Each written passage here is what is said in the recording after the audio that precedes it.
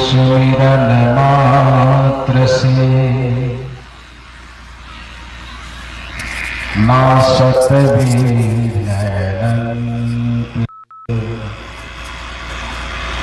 ताके सर्वारंभ में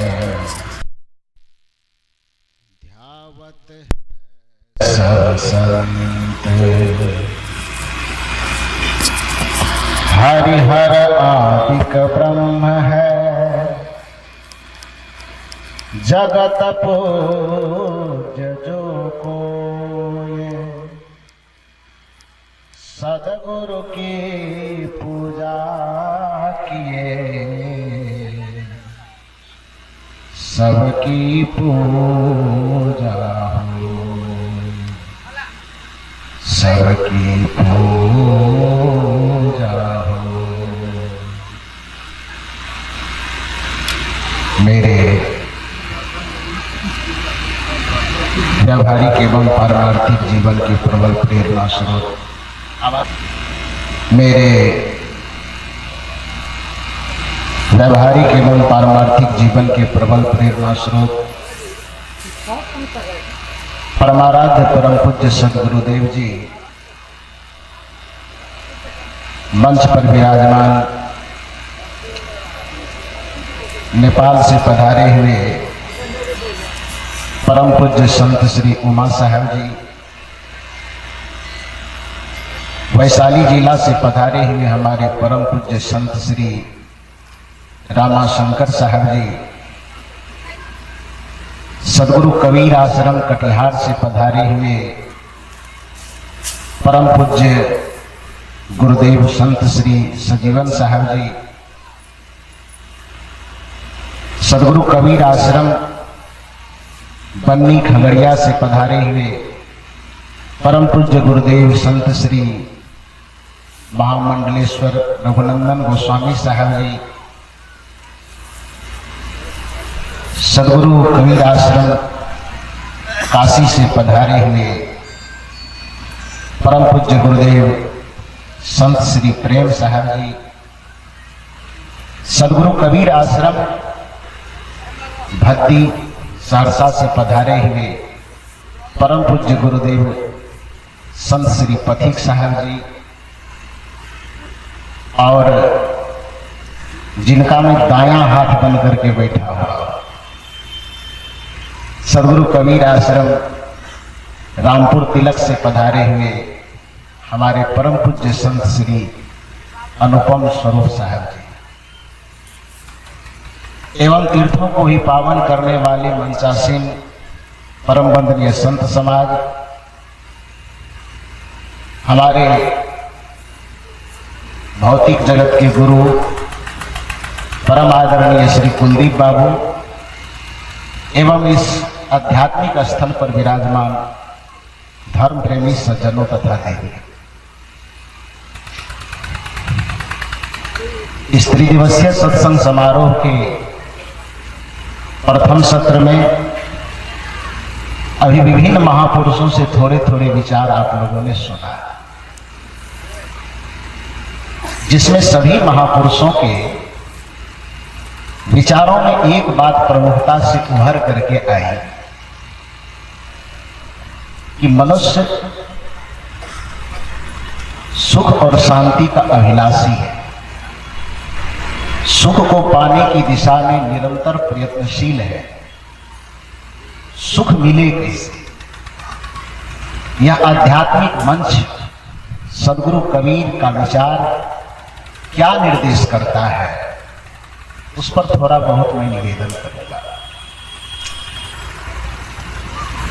मानव जीवन का अभिष्ट सुख है और इस सुख को, इस शांति को पाने के लिए अपने अपने तरीके से सब प्रयत्न करता है, एक भोगी भी एक योगी भी, लेकिन दोनों के पाने और चलने के तरीके में अंतर होता है।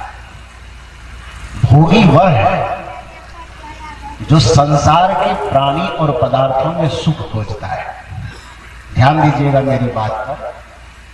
भोगी और योगी की पहचान यह नहीं कि योगी कोई कपड़ा पहन लिया है तो वह योगी, कोई शर्ट फुल पैंट पहना हुआ है तो वो भोगी है, और कोई उजला कपड़ा पहन लिया है तो वह योगी है। ऐसी कोई परिभाषा नहीं।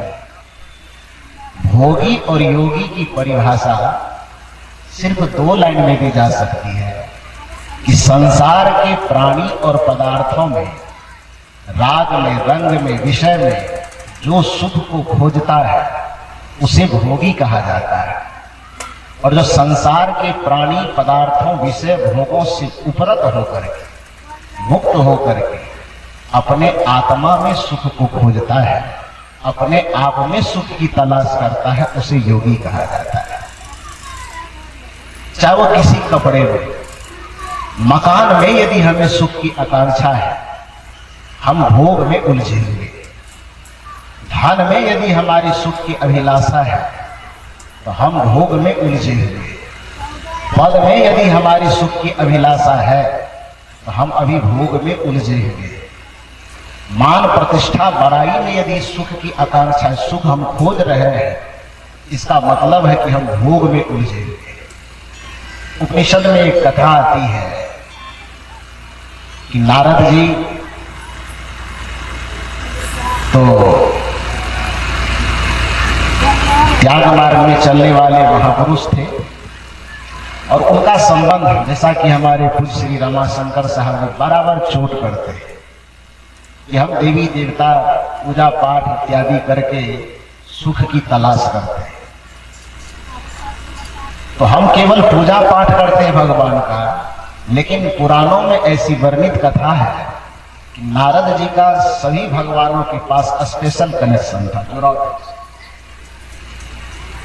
जिस भगवान के पास वो जब उपस्थित होना चाहे उसको कोई रोक नहीं सकता था, जिस लोक में जब जाना चाहे वो जा सकते थे। पुराण में ऐसी कथा है।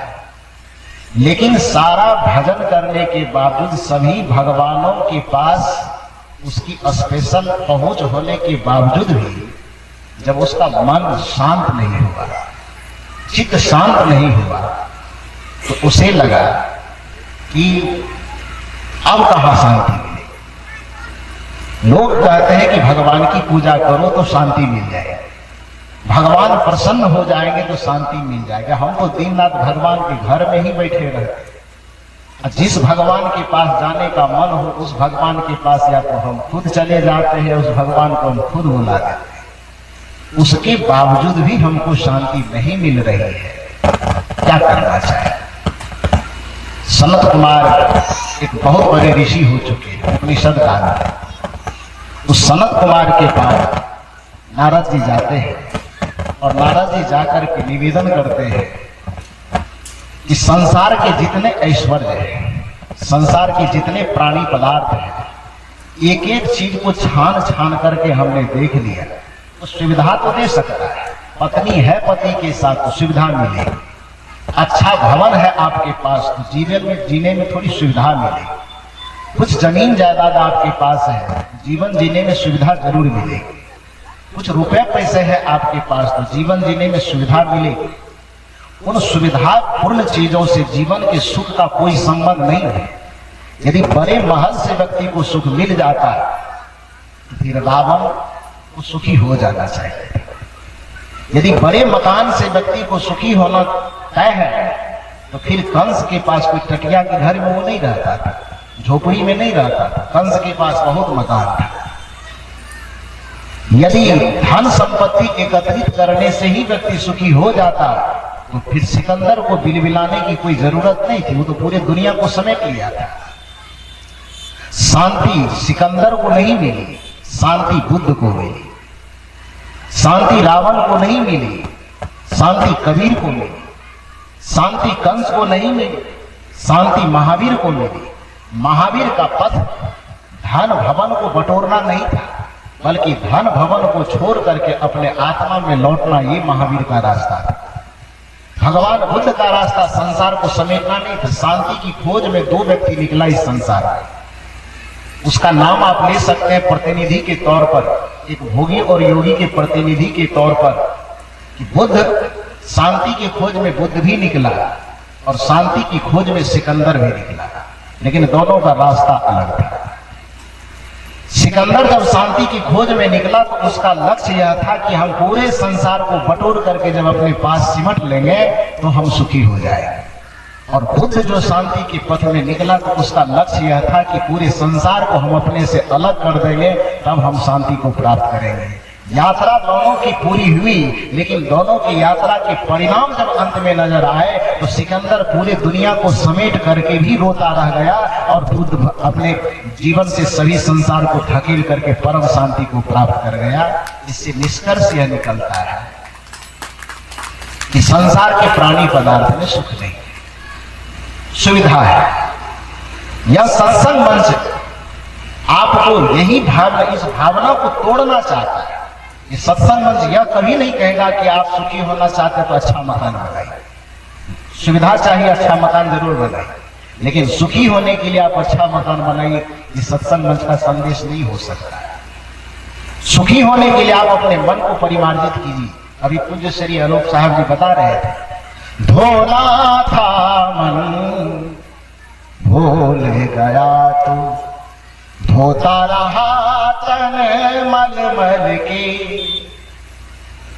सुख के लिए तन की आवश्यकता, तन को धोने की आवश्यकता नहीं। सुख के लिए संसार को जमा करने और बटोरने की आवश्यकता नहीं। होता क्या है, हम भूल क्या करते हैं, एक कहानी कहूं मैं। संचालक महोदय चली गए, समय होगा तो बता दीजिए। एक डॉक्टर के पास एक पति पत्नी पहुंचे। पत्नी डिलीवरी पेशेंट थी, बच्चे होने वाला, तो दर्द से करा रही थी। अंतिम समय था, अब एक आध घंटे में उसको बच्चा होना था। तो पत्नी जब दर्द से छटपटा रही थी तो पति बेचारा उसको सहारा दे करके गाड़ी पे बैठा के किसी तरह से एक डॉक्टर के पास ले गए और डॉक्टर साहब उसको ऑपरेशन थिएटर में भर्ती की। उसमें अकेले उस पेशेंट को, उस महिला को अकेले कमरे में ले गया, उसको लेटाया। और प्रसव के समय कितनी पीड़ा होती है ये तो हम लोग सुनी सुनाई बात कर सकते हैं, आप लोगों के पास अनुभव होगा, लेकिन इतना जरूर सुनते हैं, जानते हैं कि बहुत ज्यादा कष्ट होता है, बहुत पीड़ा होती है। तो पीड़ा से वो महिला छटपटा रही। डॉक्टर साहब उसके पति को कमरे के बाहर खड़ा कर दिया और उस महिला को ऑपरेशन थिएटर अकेले अंदर लेके चले गए और डॉक्टर साहब भी अंदर चले गए। डॉक्टर साहब बाहर से एक बहुत बड़ा बक्सा मंगवाए। बक्सा में हो सकता है ऑपरेशन करने वाला कुछ सामान वामान होगा, रिंच सिरिंज जो भी होता हो, छुरी वगैरह, उस बक्सा में था। डॉक्टर साहब वो बक्सा लेकर के अकेले ऑपरेशन थिएटर में प्रवेश कर गए। अब उस कमरे में वो महिला बची, वो डॉक्टर बचा, उसका पति बाहर में उस ऑपरेशन थिएटर के बाहर में खड़े होकर के इंतजार कर रहे थे। मिनट मिनट में उस महिला की दर्द बढ़ती चली जा रही थी। छटपट, अंदर में महिला छटपट और बाहर में उसके पतिदेव छटपट कि पता नहीं क्या हो रहा है, ऑपरेशन हुआ कि नहीं हुआ, दर्द से कराह रही है, क्या हुआ। 5 मिनट के बाद डॉक्टर साहब उस ऑपरेशन थिएटर का छोटा खिड़की खोलता है, खिड़की खोल करके मुंह निकालता है और उसका पति जो खड़ा था उसको कहता है कि इधर आइए।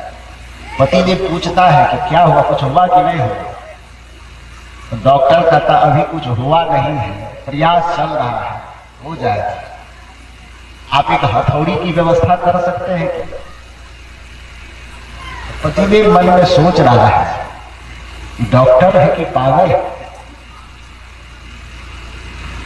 ऑपरेशन करना है पेट का, दर्द से वो छटपटा रही है, हम बाहर में परेशान हैं, क्या होने वाला है, क्या हुआ नहीं हुआ।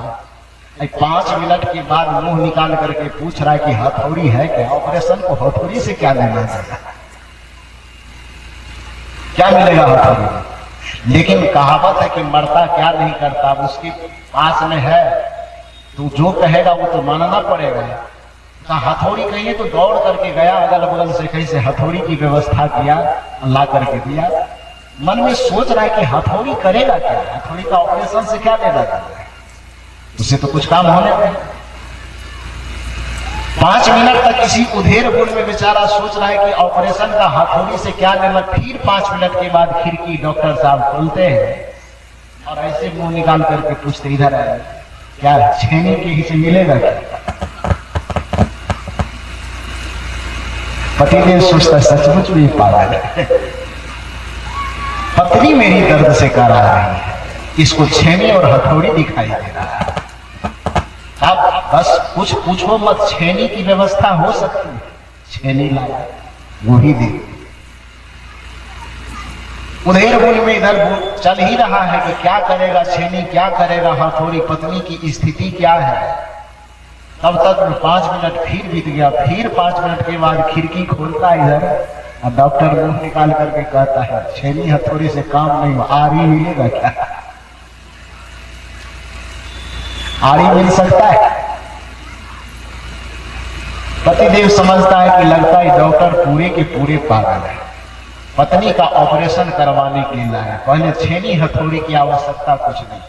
अब तो हद तब हो गई कि जब ये आरी मांगना शुरू हो, आरी से ऑपरेशन का क्या करें, आरी क्या करेगा?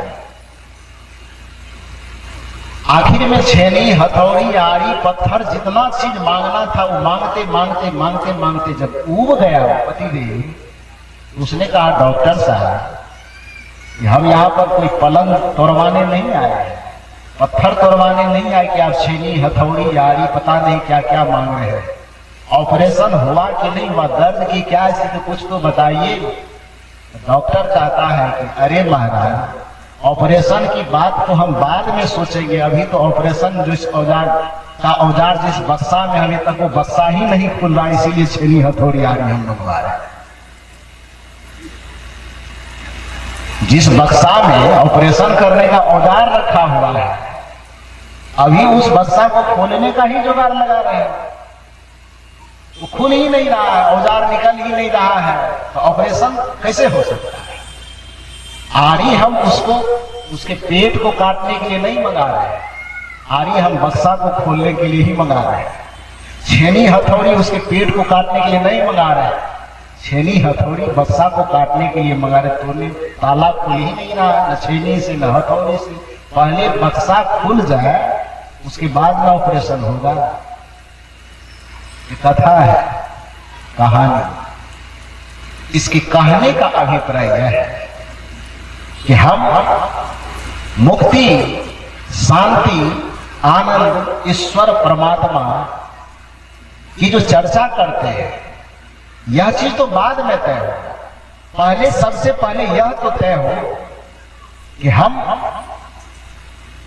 जो सुख चाहते हैं, जो शांति चाहते हैं, वो अस्थाई शांति कैसे मिले हमें, वो परमानंद हमको कैसे मिले, परमात्मा जिस रास्ते से हमको मिलेगा, परम सुख जिस रास्ते से मिलेगा वो रास्ता ही हमारा गलत है। भोग के रास्ते में चल करके जिस सुख की हम तलाश कर रहे हैं, जबकि भोग दुख की जननी है। भगवान श्री कृष्ण ने कहा कि यही संस्पर्शा भोगा दुख योनय एवते आद्यंतवंत कौनते न ते सुरमते बुधा। जिस भोगात्मक प्राणी पदार्थों से तुम सुख की तलाश कर रहे हो वो भोगात्मक प्राणी और पदार्थ दुख की जननी है। अब कोई व्यक्ति आग से शीतलता खोजे तो कैसे मिलेगा, कोई व्यक्ति बर्फ से गर्मी खोजे तो कैसे मिलेगा, कोई व्यक्ति चीनी से नमकीनपन खोजे तो कैसे मिलेगा, कोई व्यक्ति नमक से मिठास खोजे तो कैसे मिलेगा, कोई व्यक्ति नीम के बीज से आम का फल खोजे तो कैसे मिलेगा, कोई व्यक्ति आम से नींबू की खटास खोजे तो कैसे मिलेगा, वह उसकी प्रकृति है ही नहीं। उसी तरह से संसार के जो प्राणी पदार्थ जैसे नींबू के साथ उसका गुण समाहित है, जैसे आम के साथ उसका गुण समाहित है, जैसे आग के साथ उसके गुण समाहित है, जैसे बर्फ के साथ उसका अपना गुण समाहित है, उसी तरह से संसार के प्राणी और पदार्थों के साथ, संसार के भोग प्रपंच और विषयों के साथ उसका गुण दुख के रूप में समाहित है। जब तक संसार के प्राणी पदार्थों के तरफ हमारा चित्त आकर्षित रहेगा, उससे हम चिपके हुए रहेंगे। आज तक इस भोग में संसार से न किसी ने सुख पाया है और आगे भी कभी नहीं पाएगा। यदि संसार में आज तक किसी ने सुख पाया है तो प्राणी पदार्थों की आसक्ति से ऊपर उठ करके अपने आत्मा और परमात्मा में स्थित होकर के सुख पाया है। आप भी यदि सुखी होना चाहते हैं तो संसार के प्राणी पदार्थों को अपने सुविधा के लिए जरूर अर्जित कीजिए, मेहनत जरूर कीजिए, परिश्रम जरूर कीजिए और परिश्रम से उपार्जित धन संपदा में संतुष्ट होकर के आप जीविका उपार्जन कीजिए। लेकिन यदि आपको सुख की आकांक्षा है, सुख की अभिलाषा है, शांति की अभिलाषा है तो अपने तरफ लौटे। जो आत्मा की तरफ लौटता है वही सुखी होता है। तो मैंने कहा कि नारद जी जब सनत कुमार के पास गए कि लोग देवी देवता की पूजा करके सुखी होना चाहते हैं, हम तो यहाँ सीधे देवी देवता के यहाँ आना जाना बुलाना सब होता है हमारा, फिर भी हम सुखी नहीं, सुख कैसे मिलेगा? सनत कुमार ने कहा वेद पढ़ लीजिए। नारद जी ने कहा कि ये हमको सिखाना पड़ेगा कि वेद पढ़ लीजिए। दिन रात तो वेद पाठ ही करते रहते। सनत कुमार ने कहा भगवान का नाम ले लीजिए। नारद जी ने कहा कि कहने में कैसा लगता है, सोते जागते उठते बैठते करताल पे नारायण नारायण हम रखते रहते, हम कितना भगवान का नाम है। सनत कुमार ने कहा कि तीर्थ यात्रा कर लीजिए। नारद जी ने कहा कौन सा छूटा है मुझसे जो करने के लिए आप कर, कोई छूटा है? वही तीर्थ तो छूटा नहीं। आप कहना क्या चाहते हैं? जो जो कहेंगे आप उसके कई गुना हम पहले से कर चुके हैं, फिर भी हमको शांति नहीं मिल रही है, फिर भी हमको सुख नहीं मिल रहा है। आप कहेंगे शास्त्र पढ़िए, जितना कहिएगा उसका 1000 गुना हम पढ़े हैं। आप कहिएगा तीर्थ यात्रा कीजिए, जितना कहिएगा उससे कई गुना हम कर चुके हैं। आप कहिएगा भगवान का नाम लीजिए, जितना कहिएगा उससे कई गुना हम करते रहते हैं, कर चुके हैं, फिर भी हमको शांति और सुख नहीं मिला है। अब बताइए कि हमको सुख और शांति कैसे मिलेगी? सनत कुमार ने कहा यो वे भूमा तत्सुखम ना अल्पे सुखम अस्ति।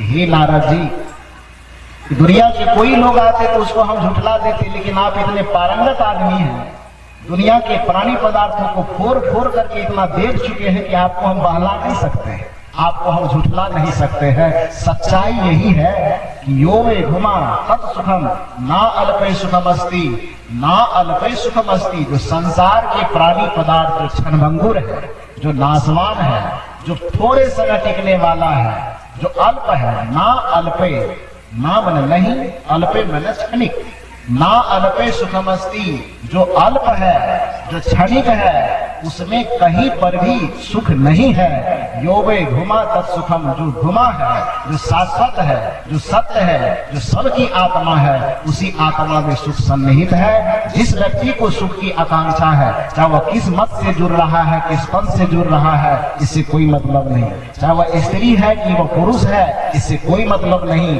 चाहे वह हिंदू है कि मुस्लिम है, इससे कोई मतलब नहीं। मनुष्य मात्र को यदि सुख की आकांक्षा है तो संसार के प्राणी पदार्थों से अपने चित्त को मोड़ करके, मन को पवित्र करके अपने आत्मा की तरफ लौट जाइए और अपनी आत्मा में स्थित हो जाइए। उसी दिन आपके जीवन में सुख का स्रोत फूटेगा और आप परम सुखी हो जाएंगे। इतना ही निवेदन करके मैं अपनी वाणी को विराम देता हूं। बोलिए सद्गुरुदेव की जय।